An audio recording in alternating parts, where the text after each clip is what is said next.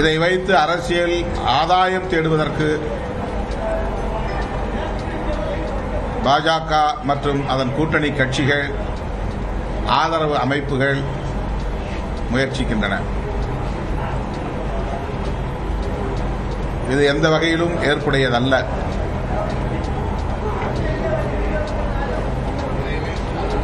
நடிகர் விஜய் அவர்கள் மீது எங்களுக்கு எந்த வன்மமும் இல்லை.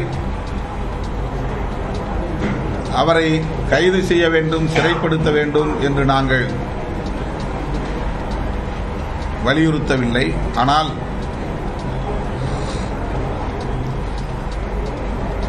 அதற்கு அவர் தார்மீக பொறுப்பேற்க வேண்டும். அந்த வெளிப்பாடு அவருடைய நடவடிக்கைகளில் இல்லை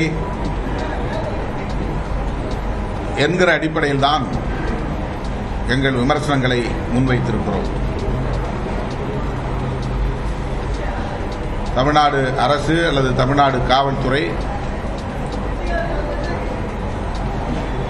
நேர்மையாக இந்த பிரச்சனையை அணுக வேண்டும். அவ்வாறு அணுகிக் கொண்டிருக்கிறது என்று நம்புகிறோம்.